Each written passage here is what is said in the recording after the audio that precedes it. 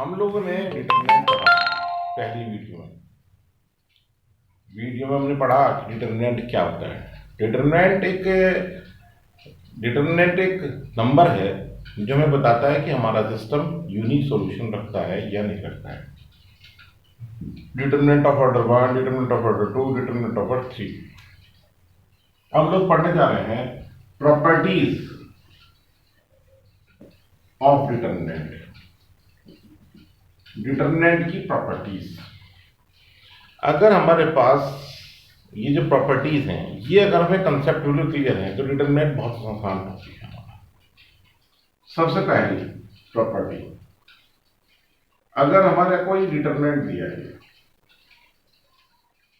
A11, A12, A13, A21, A22, A23, A31, A32, A33, तो determinant की value क्या थी?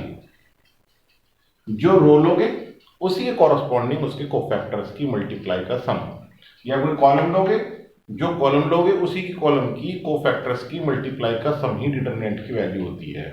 जैसे यहां पर A11 C11, A12 C12, A13 C13, ये वैल्यू डिटरमिनेंट की।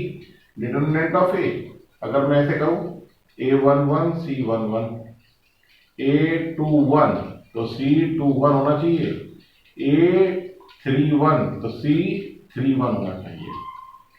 एक पहली प्रॉपर्टी। प्रॉपर्टी नंबर 2, अगर हमने जो रो ली है, जैसे हमने फर्स्ट रो ली और कोफैक्टर इसके ना लेकर अगली रो के कोफैक्टर ले लिए हमने, मान लीजिए अगली या उससे अगली किसी के भी लिए C21, A12 C22, A13 C23, तो उस डिटरमिनेंट की वैल्यू 0 के इक्वल होती है। बिल्कुल डायरेक्ट है, उसकी वैल्यू क्या होगी? 0 के इक्वल होगी। तो हमारी दो प्रॉपर्टी होगी। नंबर 1, डिटरमिनेंट की वैल्यू क्या थे अभी? डिटरमिनेंट इक्वल टू क्या है? जो रो उसी के कॉरस्पॉन्डिंग उसके कोफैक्टर्स की मल्टीप्लाई का सम। अगर आपने जो रो ली है आपने, मैं एक बार पढ़ देता हूं, आप सुन लीजिए ध्यान से। The sum of the product of element of any row और columns with their cofactor is always equal to determinant of A। पहली प्रॉपर्टी, द सम किसका? Of the product of element of any row और column with the cofactor of the corresponding element of the some other row या column is 0। उसकी value क्या होगी भाई? 0 होगी। तीसरी प्रॉपर्टी, एक एग्जाम्पल लेंगे और उस एग्जाम्पल से देखना हम लोग कितनी सारी प्रॉपर्टी समझेंगे। तीसरी प्रॉपर्टी के लिए हम लोग एग्जाम्पल ले रहे हैं डिटरमिनेंट 2 3 1 1 2 3 3 1 2 बहुत हो गया। एक्सपेंड बाय R1 के थ्रू एक्सपेंड कर रहे हैं हम लोग।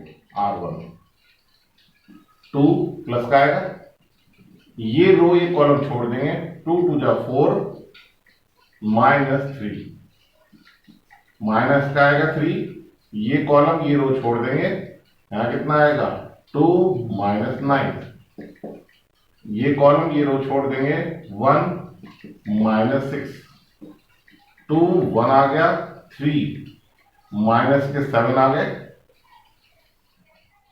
प्लस के 1 माइनस के 5 आ गए, 2 प्लस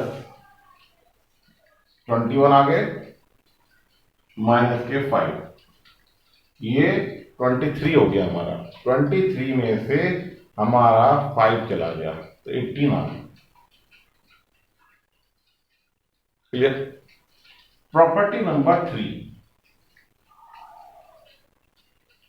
ये कहना चाहता है कि ए के ट्रांसपोज का determinant, equal to determinant of A के इक्वल होता है।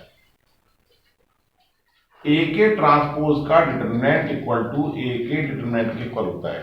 आइए इस पे एक्सपेरिमेंट करते हैं। डिटरमिनेंट ऑफ ए तो ये रहा, इसकी वैल्यू 18 आ गई। अब ए का ट्रांसपोज कर दीजिए, 2 3 1 रो को कॉलम में लिखना, 1 2 3 3 1 2।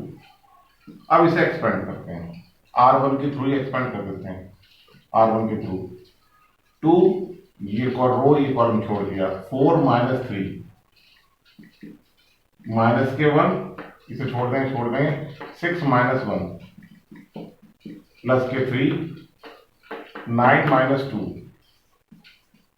9 - 2 2 1 आ गया, -5 आ गया, ये आ गया 3 × 7 2 - 5 + 21 दिस इज 18। तो आपने नोट किया ए के ट्रांसपोज का determinant equal to determinant of A के इक्वल आया।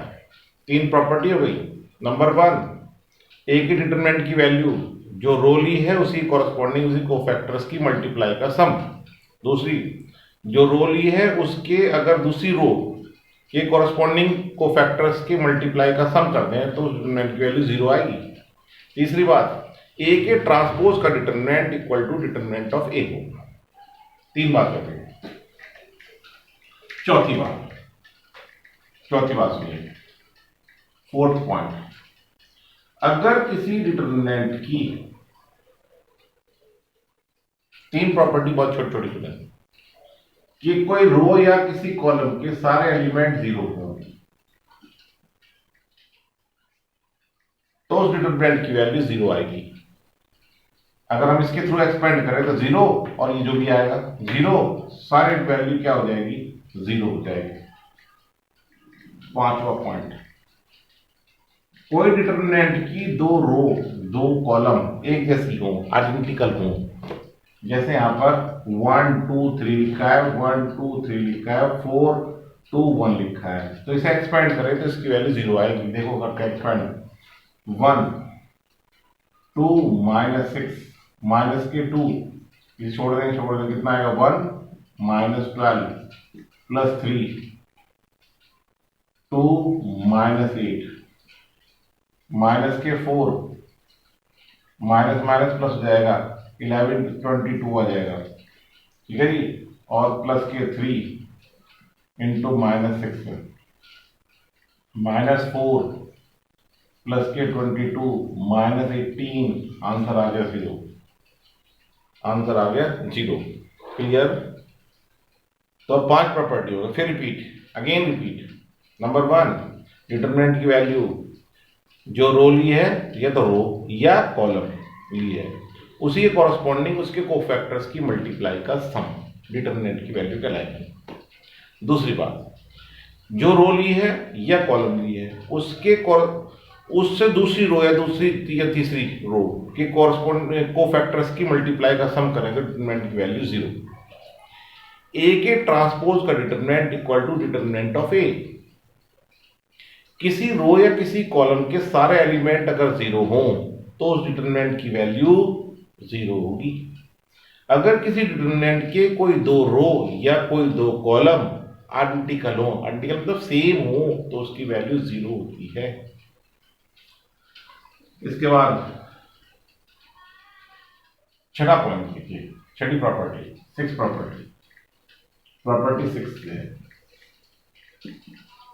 अगर 1 2 3 2 4 6 1 3 1, अगर किसी रो कोई 2 रो या कोई 2 कॉलम आपस में प्रोपोर्शनल हो, प्रोपोर्शनल मीन जैसे 1/2 बैठेगा, ये वाली रो इस रो के प्रोपोर्शनल है, 1/2 1/2 1/2, यानी कि तीनों आपस में कराएंगे नहीं, प्रोपोर्शनल है। कोई 2 रो या कोई 2 कॉलम आपस में प्रोपोर्शनल हो तो उस डिटरमिनेंट की वैल्यू भी 0 आएगी। कैसे, इसे आप सॉल्व करके देख लें तो इसका आंसर भी क्या आएगा, 0 आएगा। तो 3 तरह से डिटरमिनेंट की वैल्यू 0 आ सकती है। किसी रो के साथ रो या कॉलम के सारे एलिमेंट जीरो हो तो वैल्यू जीरो, कोई दो रो या कोई दो कॉलम आपस में आइडेंटिकल हो तो वैल्यू जीरो, या कोई दो रो या दो कॉलम आपस में प्रोपोर्शनल हो तो भी डिटरमिनेंट की वैल्यू जीरो होती है। क्लियर? आगे सुनिए प्रॉपर्टी नंबर 7।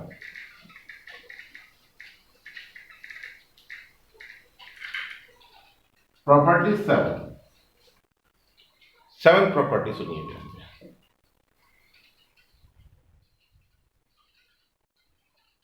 किसी डिटरमिनेंट के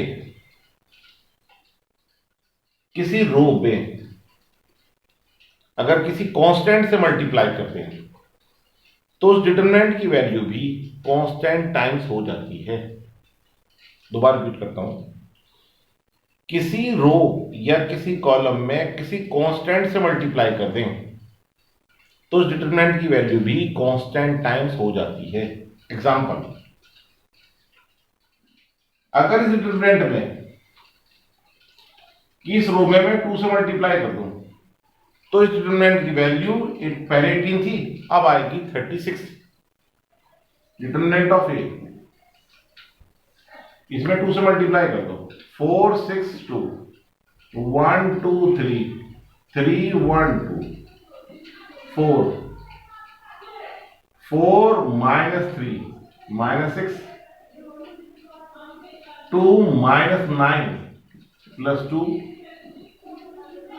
1 -6 4 into 1 -6 into -7 plus 2 into -5 4 plus 42 minus 10, this is 46 minus 10, this is 36।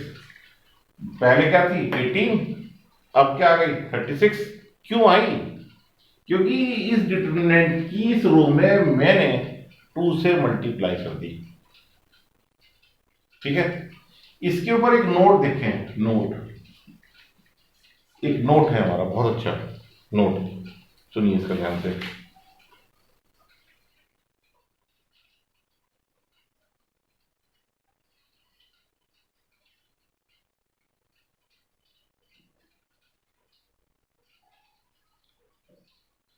Late A be A equal to A I के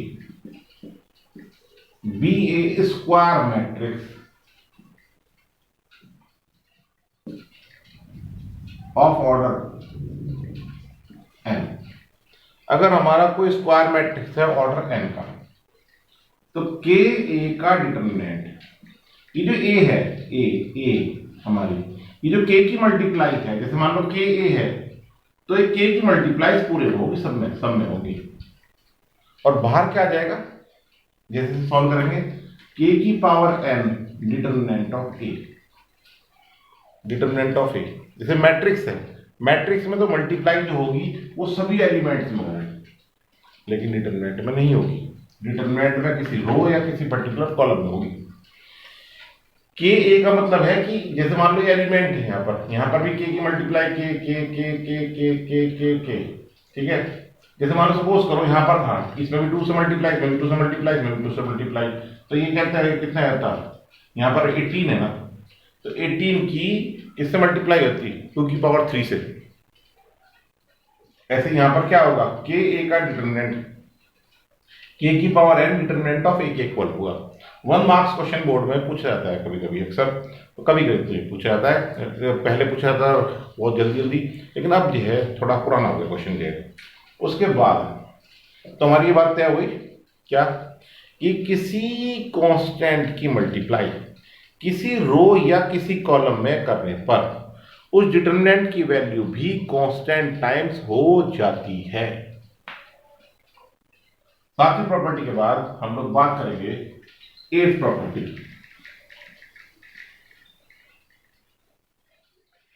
8th property most important property number 8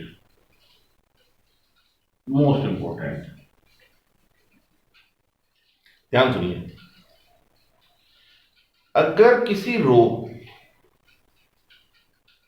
या column और column, किसी row या किसी column में किसी कांस्टेंट से मल्टीप्लाई करके उसे दूसरी रो, बल्कि सेंटेंस को आप दो तरह सुनिए, किसी रो में किसी कांस्टेंट से मल्टीप्लाई करके उसे अगर दूसरी रो में ऐड कर दें तो डिटरमिनेंट की वैल्यू पर कोई फर्क नहीं पड़ता। 18 थी तो 18 ही आएगी। अगर मैं आपसे कहूं कि R1 चेंज, R1 में मैं चेंज लाना चाहता हूं, जो चेंज आएगा ना वो दूसरे के थ्रू चेंज आएगा, दूसरे के थ्रू, अपने आप से नहीं, दूसरे के through. R1 plus twice of R2 कर दूं, मतलब मैंने क्या कहा, अगर दूसरी रो में 2 से मल्टीप्लाई करके उसे अगर मैंने पहली रो में ऐड कर दिया तो डिटरमिनेंट की वैल्यू जो की 2 आएगी। यही प्रोसीजर कॉलम के लिए है कि मैंने अलग अलग बांट के बता रहा हूं सेंटेंस आपको। किसी कॉलम में किसी कांस्टेंट से मल्टीप्लाई करके उसे दूसरी कॉलम में अगर ऐड करते हैं तो डिटरमिनेंट की वैल्यू पर कोई फर्क नहीं पड़ता है।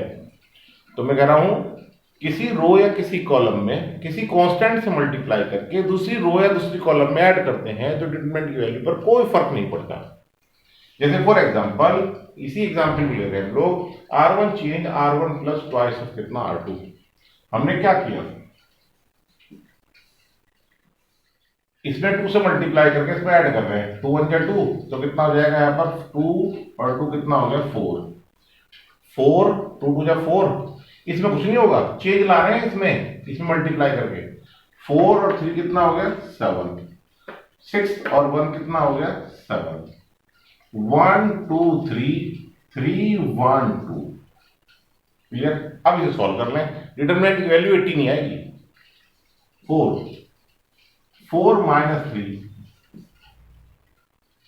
1, इस छोड़ देंगे कितना आएगा यहां पर 2 minus 9 1 minus 6 4 into 1 7 into minus 7 आ गया, 7 इंटू माइनस 5, 4 प्लस 7 7 जा 49 माइनस 35। ठीक है जी, तो 49 कितना हो गया 53 हो गया, माइनस 35, 13 में से 5 गया 8, 4 में से 3 गया कितना 1, तो डिटरमिनेंट की वैल्यू 18 ही आई। तो बिल्कुल बहुत इंपॉर्टेंट प्रॉपर्टी है ये हमारी। अगर किसी रो या किसी कॉलम में किसी कांस्टेंट से मल्टीप्लाई करके उसे दूसरी रो या दूसरी कॉलम में ऐड करते हैं तो डिटरमिनेंट की वैल्यू पर कोई फर्क नहीं पड़ता है। This is the 8th property. 9th property, 9th property क्या कहता है, प्रॉपर्टी नंबर 9, ये हमारा कोई डिटरमिनेंट है,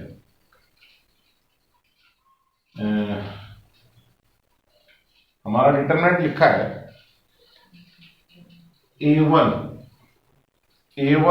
A2 A3 plus alpha, B1 plus beta B2 B3, C1 plus gamma C1 C2 C3।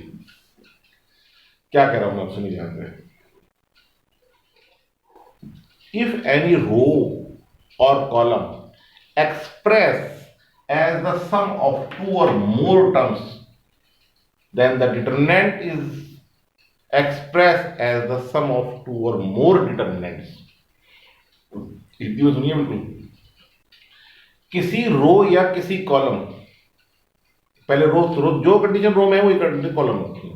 अगर किसी रो के एलिमेंट्स 2 या 2 से ज्यादा एलिमेंट्स में एक्सप्रेस हो रहे हैं तो उस डिटरमिनेंट को हम 2 या 2 से ज्यादा डिटरमिनेंट में ब्रेक दे सकते हैं। ऐसी कॉलम में if any row or column expressed as the sum of 2 or more determinants, then the determinant is expressed as the sum of 2 or more determinants। जैसे example A1 B1 C1 A2 B2 C2 A3 B3 C3 plus alpha beta gamma A2 B2 C2 A3 B3 C3। तो इस determinant को हमने तोड़ दिया, 2 determinant में टूट गया। अगर यहाँ पर 3 होती है तो मैं से 3 में छोड़ सकता था। अगर ऐसा होता है, ये मान लो यहाँ पर कुछ और होता है, यहाँ पर होता लेकिन यहाँ ना होती तो प्लस 0 लिख लेते, कोई दिक्कत नहीं, तब भी हम डिटरमिनेंट को तोड़ सकते थे। तो इस तरह से हमारी 9 प्रॉपर्टी हो गई। ठीक है जी, आइए 10वीं प्रॉपर्टी देखते हैं। 10वीं प्रॉपर्टी देखते हैं।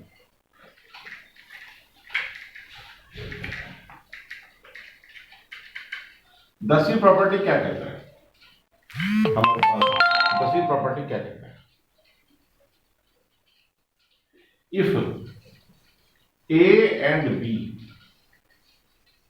are square matrix of same order, अगर A और B स्क्वायर मैट्रिक्स है, सेम ऑर्डर की है, मल्टीप्लाई तभी पॉसिबल हो सकती है जब ऑर्डर सेम होगा, यानी कि ऑर्डर सेम है, ऑर्डर देखकर आप सब समझ लो, पहले के कॉलम दूसरे की रो इक्वल होनी चाहिए, क्योंकि यहाँ सेम ऑर्डर है इसलिए नंबर ऑफ कॉलम, पहले की कॉलम दूसरे की रो इक्वल होगी, इसलिए प्रोडक्ट पॉसिबल है। ए बी की प्रोडक्ट का डिटरमिनेंट ऑफ ए और डिटरमिनेंट ऑफ बी के इक्वल होता है। प्रॉपर्टी नंबर 11, अगर कोई डायगोनल मैट्रिक्स का डिटरमिनेंट है 2 3 1 0 0 0 0 0 0, तो उसकी जो वैल्यू होगी डायरेक्ट वैल्यू हो जाएगी 2 × 3 × 1 दिस इज 6। इस 11 प्रॉपर्टी हो गई हमारी ये, ठीक है नहीं। एक प्रॉपर्टी रहेगी हमारी, वो अभी हम जब क्वेश्चन करेंगे तब उसमें हम इस्तेमाल होगी, तब हम बात करेंगे। तो इस तरह से हमारी 11 प्रॉपर्टीज हो गई। पहली प्रॉपर्टी, अब ध्यान सुनिएगा, ए के डिटरमिनेंट की value determinant of A equal to होता है क्या? द सम, किसका sum? The product of element and corresponding cofactors का सम डिटरमिनेंट की वैल्यू होगी। दूसरी बात, अगर आपने कोई रो ली है और दूसरी रो की कोरस्पॉन्डिंग कोफैक्टर्स की मल्टीप्लाई का सम क्या, डिटरमिनेंट की वैल्यू 0 होगी। तीसरी बात, ए के ट्रांसपोज का determinant equal to determinant of A के इक्वल होगा। चौथी बात, अगर किसी डिटरमिनेंट की कोई रो या कोई कॉलम के सारे एलिमेंट 0 हो तो डिटरमिनेंट की वैल्यू 0 होती है। अगर कोई 2 रो या कोई 2 कॉलम आइडेंटिकल होती है तो भी डिटरमिनेंट की वैल्यू 0 होती है। कोई 2 रो या कोई 2 कॉलम आपस में प्रोपोर्शनल हो तो भी डिटरमिनेंट की वैल्यू 0 होती है। उसके बाद ये, अगर हम किसी रो या किसी कॉलम में किसी कांस्टेंट से मल्टीप्लाई करते हैं तो डिटरमिनेंट की वैल्यू भी कांस्टेंट टाइम्स हो जाती है। उससे अगली प्रॉपर्टी, अगर किसी रो या किसी कॉलम में किसी कांस्टेंट से मल्टीप्लाई करके उसे दूसरी रो या दूसरी कॉलम में ऐड कर दें तो भी डिटरमिनेंट की वैल्यू पे कोई फर्क नहीं पड़ता है। उससे अगली प्रॉपर्टी, कोई डिटरमिनेंट दो या दूसरे, कोई रो या कोई कॉलम 2 या 2 से ज्यादा एलिमेंट का सम होता है तो उस डिटरमिनेंट को हम 2 या 2 से ज्यादा डिटरमिनेंट तोड़ सकते हैं। अगर ए और बी कोई स्क्वायर मैट्रिक्स से सेम ऑर्डर की है तो ए बी की प्रोडक्ट का determinant equal to determinant of A into determinant of B होता है। और अगर कोई डायगोनल मैट्रिक्स है उसके डिटरमिनेंट की वैल्यू उन डायगोनल एलिमेंट्स की प्रोडक्ट के सम के इक्वल होगा। यस, हमने प्रॉपर्टी सुनी। नेक्स्ट वीडियो में हम लोग क्वेश्चंस करेंगे, इसके ऊपर एग्जांपल्स करेंगे। क्लियर? Thank you.